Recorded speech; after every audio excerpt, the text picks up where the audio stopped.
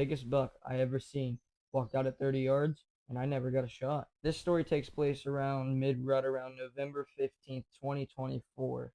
So me and my dad, we were up on a flat in the holler where we've been hunting the past like 2 seasons, and we've had trail cameras out. I was set on this deer for archery season. Here's a picture right here of him on trail camera side view. Here's going to be a picture of where he was facing the camera.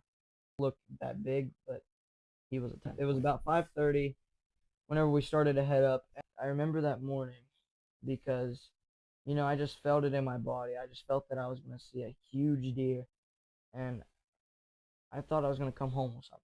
It was like around 40 degrees, and it was a little windy. Not nothing too terrible to knock off an arrow or something. Like the wind wouldn't mess with the scent. Let's say we're about midways in the holler on our trail camera, which here's a picture of the deer. They normally come out of the holler coming down that flat, but with it being about mid-rut, there was a different outcome, like always in rut. So we were there. It was probably around 7 o'clock.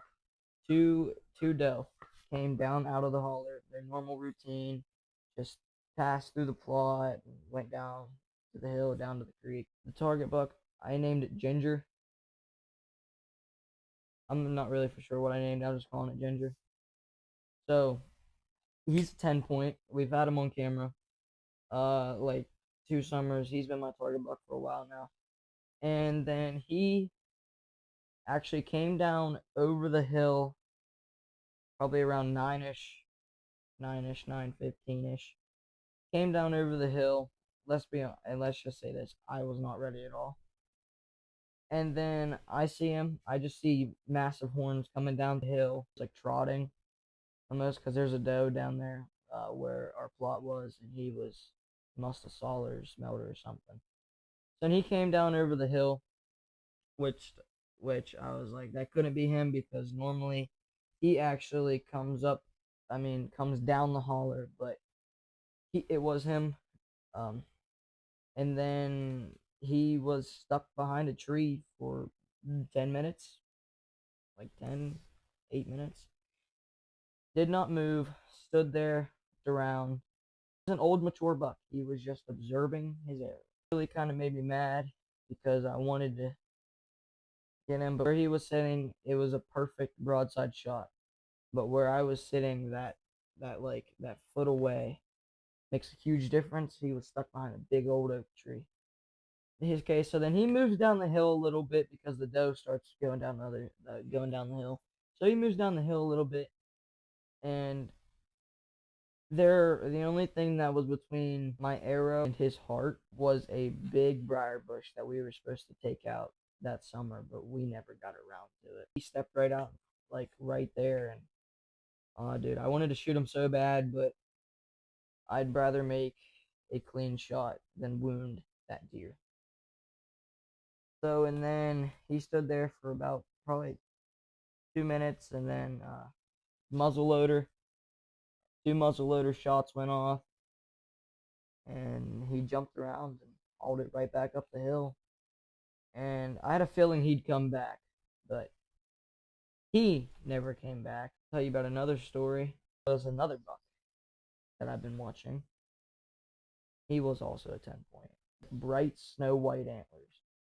He comes down the hill. We were outside the blind. We were stretching, and I had to use the bathroom. I just get back to the blind. I was looking down over the hill. I hear trees snapping, bushes just getting crushed. All of a sudden, a doe ran right by me. And I was like, oh my gosh, it's happening. So then I turn around, see bright white horns, and I was like, well, I'll take him. And then my heart was pounding so much.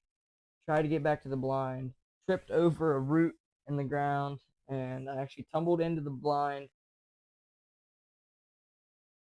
I got to the bow. I was not going to try to shoot that deer with a frontal shot. He was looking straight at me, and I was just not risking it. I did it on a doe once, but that was more luck. That was the first deer I ever killed with a bow. I wasn't going to do a frontal shot there, so then he turned around and hauled it back. I guess the mistake I made For the first one was not getting my work done, and the second time it happened in the same exact day, I guess, was I forgot my bow when I got out of the blind. So if you actually go watch the bow hunting tip of the day, the series that I've been doing on my shorts was the second day. Go watch it, and it have like a mini story there about it and why it's important to carry your bow. I never got that buck, but he taught me more about hunting than any deer that I have ever tagged with my bow. What's the biggest buck you ever let get away in archery season, firearm season, any hunting season with deer? Put it down in the comments. Subscribe if you want more hunting stories. And thank you guys for all your support.